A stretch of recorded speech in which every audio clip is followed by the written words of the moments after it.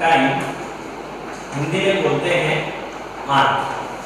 देखो इंटेस्टाइन जो थी, इंटेस्टाइन की बात करें तो ये दो भागों में डिवाइड होती है।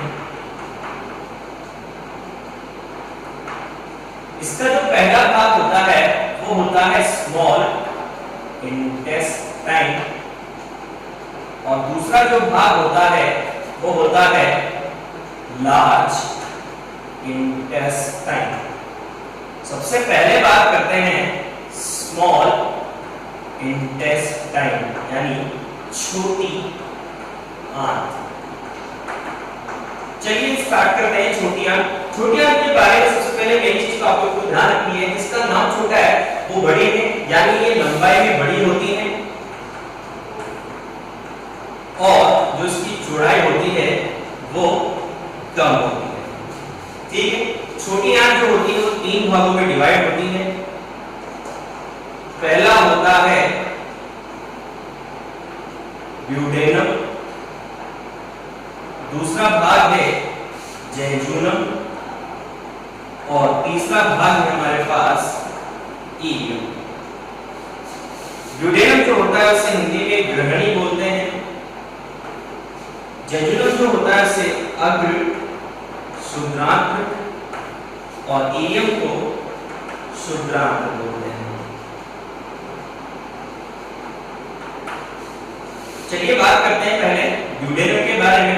ज्यादा कुछ नहीं है ड्यूडेनम के बारे में, सबसे पहली मेन चीज तो इसकी लंबाई की बात कर लेते हैं। तो लंबाई जो होती है इसकी 25 सेंटीमीटर होती है। टोटल जो स्मॉल इंटेस्टाइन है इसकी लंबाई 3 मीटर होती है। उसके बाद ड्यूडेनम जो होती है वो यू शेप होती है, यानी यू आकार की नलिका के रूप में होती है। ड्यूडेनम जो होती है उसमें अगर भुजाओं की बात करें तो दो भुजाएं होती हैं। एक तो होती है प्रोक्सिमल, जिसे समीपस्थ भुजा बोलते हैं, प्रोक्सिमल आर्म समीपस्थ, और एक होती है दूरस्थ जिसे डिस्टल आर्म बोलते हैं। समीपस्थ जो आर्म होती है ये जो ओपन होती है, यानी समीपस्थ जो भुजा होती है वो किससे कनेक्टेड होती है? ये कनेक्टेड होती है स्टमक से, और इसकी जो दूरस्थ भुजा होती है ये कनेक्टेड होती है जेजुनम से। डायग्राम से और इसको समझ लेंगे, ये जेजुनम से। ठीक है, इन दोनों भुजाएं जो होती है ये यू शेप में होती है, इस टाइप से। इन दोनों भुजाओं के बीच में विशेष प्रकार की ग्रंथि पाई जाती है जिसे पैनक्रियास कहा जाता है, यानी अग्नाशय ग्रंथि कहा जाता है। तो अग्नाशय ग्रंथि दोनों भुजाओं के बीच में उपस्थित होती है।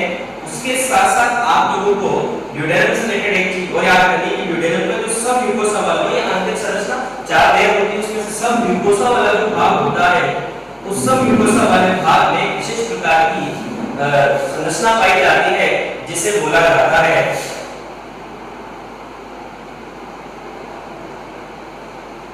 देखो ड्यूडेनम की जो भुजा होती है, ड्यूडेनम की जो भित्ति जो होती है उस भित्ति में सब म्यूकोसा वाला जो भाग होता है उस सब म्यूकोसा वाले भाग में विशेष प्रकार की ग्रंथियां पाई जाती हैं जिन्हें कहा जाता है लिवर। दो ये सब जो सब म्यूकोसा वाला जो भाग होता है सब म्यूकोसा वाले भाग में विशेष प्रकार की ग्रंथि पाई जाती है जिन्हें ब्रूनर ग्लैंड बोलते हैं, यानी ब्रूनर ग्रंथियां पाई जाती हैं। और ये ब्रूनर ग्रंथियां जो होती है वो आंतरिक रस या इंग्लिश में इंटेस्टाइनल जूस का सीक्रेशन करती है। तो आंतरिक रस का सीक्रेशन कौन करती है? ब्रूनर की ग्रंथियां, ब्रूनर ग्रंथियां। ठीक है, ये तो हम लोग बात करें ड्यूडेनम के बारे में। चलिए जेजुनम के बारे में अगर हम लोग बात करते हैं तो जेजुनम के बारे में आप लोगों को ज्यादा कुछ याद नहीं करना है। इसमें देखो ज्यादा कुछ है नहीं, 1 मीटर इसकी लेंथ होती है और उसके साथ साथ ये लंबी कुंडलिक संरचना होती है। और एक चीज और आप लोगों को ध्यान रखनी है, इसमें अनुप्रस्थ उभार पाए जाते हैं और इन अनुप्रस्थ उभार को कहा जाता है प्लीका सर्क्युलेरिस। ये प्लीका सर्कुलरिस अमिपस उभार के रूप में पाए जाते हैं, तो ये आपको इसमें याद रखना है। अब बात कर लेते हैं इलियम। इलियम बहुत ज्यादा इंपॉर्टेंट है। सबसे मेन चीज तो ये सबसे लंबा भाग है, यानी सबसे लंबी जो छोटी आंत का सबसे लंबा जो भाग है वो इलियम वाला भाग होता है। इसके बाद बात करते हैं सबसे लंबा होने के साथ साथ इलियम जो होता है, इलियम वाला जो पोर्शन जो होता है वो लंबा, सबसे लंबा और कुंडलित भाग होता है। ठीक है, इसकी लंबाई की बात करें तो 1.75 मीटर इसकी लंबाई होती है। देखो तीनों में लंबी है 25 सेंटीमीटर, ये 1 मीटर और ये 1.75 मीटर होती है। इसके बारे में इतना चीज ध्यान रखनी है। अब ये जो इलियम वाला जो भाग होता है, इस इलियम वाला भाग का जो अंतिम भाग होता है, इलियम का जो अंतिम भाग होता है, अंतिम भाग वो फूला हुआ होता है और इस फूले हुए भाग को कहा जाता है सैक्यूलस रोटंडस। सैक्यूलस रोटंडस जो होता है उसके कुछ इस प्रकार का कपाट पाया जाता है जिसे इलियो सीकल वॉल बोलते हैं। ठीक है, डायग्राम से भी देखेंगे इसको अभी आगे। अब उसके बाद ये जो इलियम वाला जो भाग होता है, इस इलियम वाले भाग पर भी कुछ विशेष प्रकार के उभार पाए जाते हैं जिन्हें केरकेन के वलन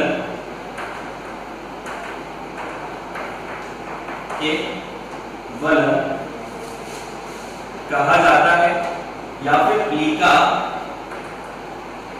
सर्क्यूलेरिस बोला जाता है। अभी केरकेन के वलन या प्लीका सर्क्यूलेरिस जो होता है उसमें 3 टाइप के वलन पाए जाते हैं। पहला टाइप जो होता है वो होता है माइक्रोविली, जिसे हिंदी में सूक्ष्मांकुर कहते हैं। दूसरा होता है विली, जिन्हें रसांकुर कहते हैं। और एक होता है वॉल्व्यूलर कॉन्वेंटेस, जिसे वर्तुल ऊतक कहते हैं।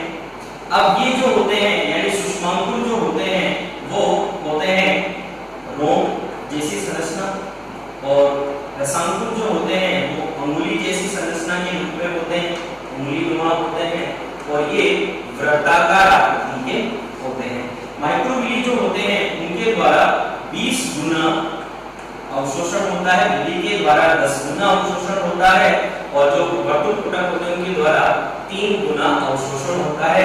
अगर इनका टोटल निकालते हैं यानी टोटल एब्जॉर्प्शन अगर होगा, टोटल अवशोषण जो होगा, टोटल एब्जॉर्प्शन,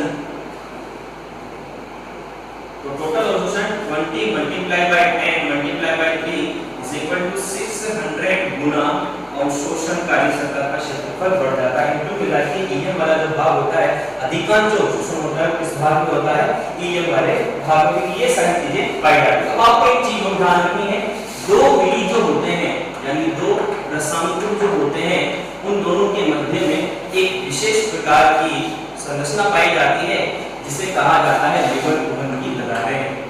लेबर कोहन की दरारें। अब ये लिबर कोहन की दरारें, ट्रिप ऑफ लिबर कोहन जो होता है उसमें 3 प्रकार की सेल्स प्रेजेंट होती है। पहली जो सेल होती है वो होती है पेनेट सेल, एक सेल होती है आर्जेंटोफिल सेल, और एक होते हैं पेयर पेचेस। अब पेनेट सेल जो होता है उसका काम होता है आंतरिक रस का स्रावन। तो पेनेट सेल क्या करती है, आंतरिक रस का इस पर क्वेश्चन पूछा जाता है कौन सी कोशिका इलियम की जो आंतररस का स्रावन करती है, तो पेनेट सेल। आर्जेंटोफिल सेल जो इसका काम होता है सेरोटोनिन जो हार्मोन होता है उसका स्रावन। और पेयर पेचेस जो होता है वो एक प्रकार का लसिका ऊतक होता है, और लसिका जो ऊतक होता है उस लसिका ऊतक का काम जो होता है वो होता है एंटीबॉडी का निर्माण, जो एंटीजन को नष्ट करने का काम करती है। तो इस तरीके से हम लोगों ने छोटी आंत जो थी उसके बारे में बात करी। देखो छोटी आंत जो उसके तीन भाग होते हैं, ड्यूडेनम, जेजुनम और इलियम। सबसे बड़ा जो भाग होता है वो इलियम होता है, सबसे ज्यादा अवशोषण होता है वो इलियम में ही होता है।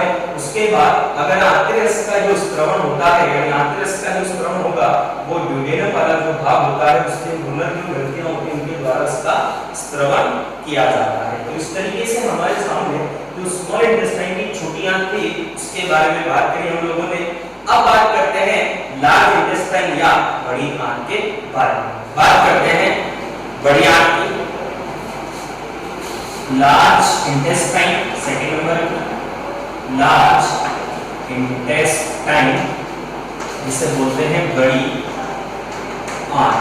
देखो उसकी बात करें तो उसकी लंबाई जो होती है वो छोटी आंत से कम होती है और जो चौड़ाई होती है वो छोटी आंत से अधिक होती है। इसकी लेंथ की बात करें तो 1.5 मीटर होती है। तीन भागों में डिवाइड होती है। पहला जो भाग आता है वो आता है सीकम,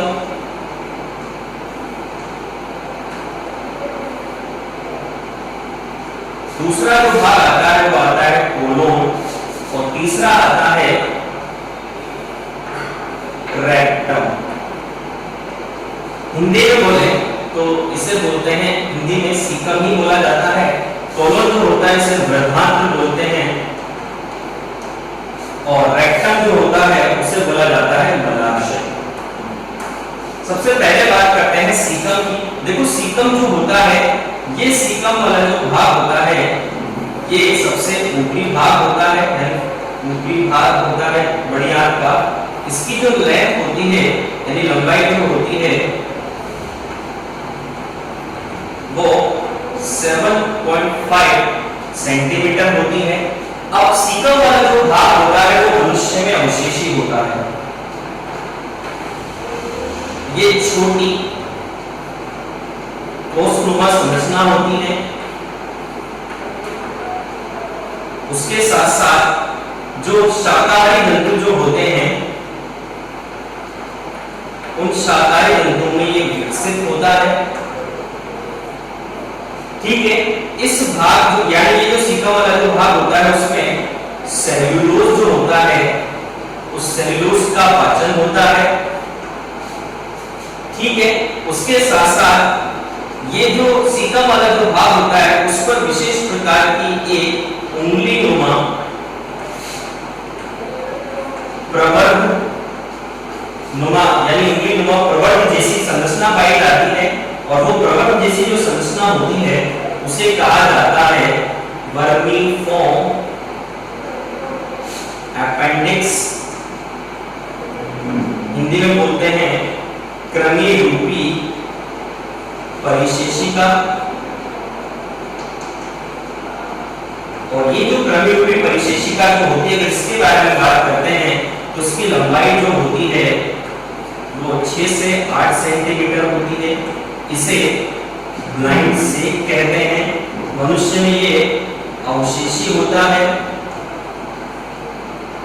और इसका निर्माण जो होता है वर्मीफॉर्म अपेंडिक्स कृमि रूपी परिशेषिका का निर्माण होता है वो होता है लसिका ऊतक यानी लिम्फोइड टिश्यू से, लसिका ऊतक। ये सारी बातें आप लोगों को सीकम से रिलेटेड याद रखनी है। अब उसके बाद कोलोन वाले भाग की अगर हम लोग बात करते हैं तो कोलोन वाले भाग में बात करें तो पहली चीज तो ये आती है कि कोलोन जो होता है वो लंबा यू आकार का होता है, यानी बड़ी आंत का लंबा और यू आकार का भाग होता है। इसमें 4 यानी ये जो होता है 4 भागों में विभक्त होता है। पहला जो भाग होता है वो होता है असेंडिंग कोलोन, दूसरा जो होता है वो होता है ट्रांसवर्स कोलोन, तीसरा जो होता है वो होता है डिसेंडिंग कोलोन और चौथा जो होता है वो होता है सिग्मोइड कोलोन। अब एक चीज और ध्यान रखनी है आप लोगों को, ये जो कोलोन वाला जो भाग होता है इस कोलोन वाले भाग में विशेष प्रकार की पेशियों से बनी पट्टीनुमा संरचनाएं पाई जाती हैं। बैंड लाइक स्ट्रक्चर पाई जाती है। पेशियों से बने हुए 3 बैंड पाए जाते हैं जिन्हें कहा जाता है पीनी।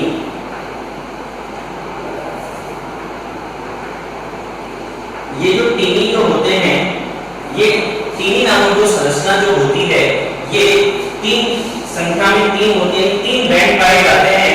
और जो पहले एक बैंड तो डोर्सल होता है, एक सतह पर होता है, और जो दो बैंड होते हैं, यानी संख्या एक बैंड तो डोर्सल सतह पे होता है और बाकी दो जो होते हैं वो वेंट्रल सतह पर होते हैं। अब इसी कोलन वाले भाग में विशेष प्रकार की विभागनुमा संरचनाएं पाई जाती हैं, यानी कोष्ठनुमा संरचनाएं बन जाती हैं, जिन्हें ओस्ट्रा कहा जाता है। ओस्ट्रा। तो इस तरीके से आप लोगों को ये चीजें ध्यान रखनी है। फूली हुई जो संरचनाएं बनती हैं उन्हें बोलते हैं ओस्ट्रा, और जो बैंड टाइप स्ट्रक्चर के पेशों से बने उन्हें टीनिकोलाई कहा जाता है। रेक्टम की अगर बात करते हैं तो इस रेक्टम की जो लंबाई होती है 18 से 20 सेंटीमीटर होती है। ये छोटी थैलेनुमा संरचना होती है।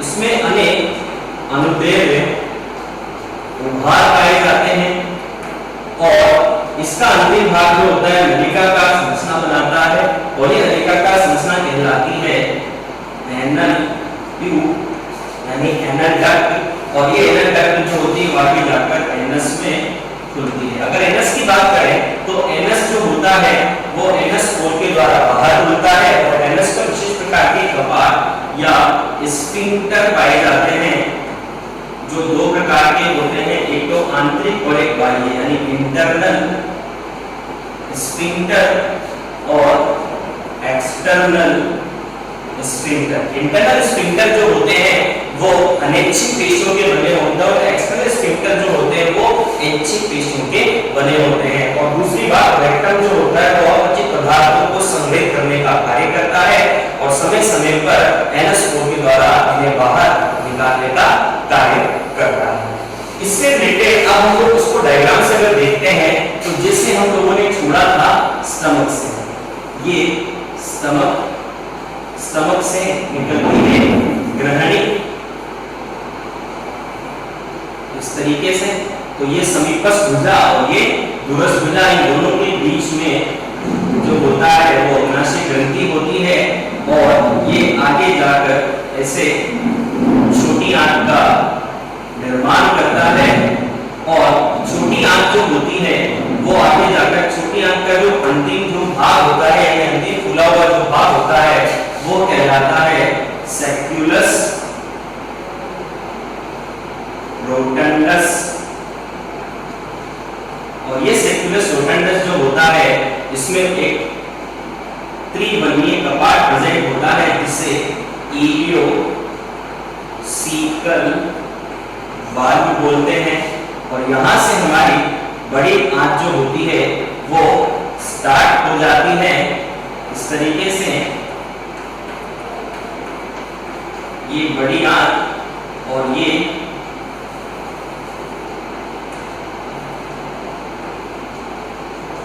तो होता है एनस।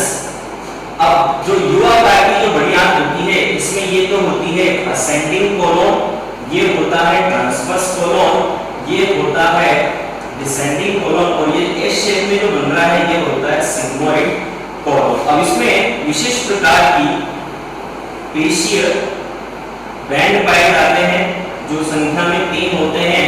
एक डोर्सल होता है और एक वेंट्रल होता है, तो जिन्हें बोलते हैं टीनी। तो ये टीनी नामक संरचना प्रेजेंट होती है। और ये जो कोस्ट लाइक जो स्ट्रक्चर होती है, कोस्टनुमा जो संरचनाएं होती हैं, इन कोस्टनुमा संरचना को बोलते हैं ओस्ट्रा। ठीक है, तो ये सारी बातें थी और यही हम लोगों ने पढ़ लिया। और इस तरीके से हमारी एलिमेंट्री कैनाल के सारे भाग कंप्लीट होते हैं। हमने सबसे पहले स्टार्ट किया माउथ का आकार मिलता है बगल कैविटी में। बगल कैविटी हमने 4 भागों के बारे में बात करी। सबसे पहला भाग हम लोगों ने पढ़ा पहले, दूसरा भाग तल पढ़ा, तीसरा भाग में टीथ पढ़ा, चौथा भाग स्लाइविंग नर्व एसोसिएटेड जो ग्लैंड होगी नेक्स्ट टॉपिक हमारा उसमें बात करेंगे। वो बगल कैविटी जो होती है फेरेंक्स में आकर खुलती है, फेरेंक्स इसोफेगस में आकर खुलता है, और इसोफेगस जो होती है वो स्टमक में आकर खुलती है। स्टमक जो होता है वो इंटेस्टाइन और इंटेस्टाइन दो भागों में डिवाइड होता है, small intestine and large intestine.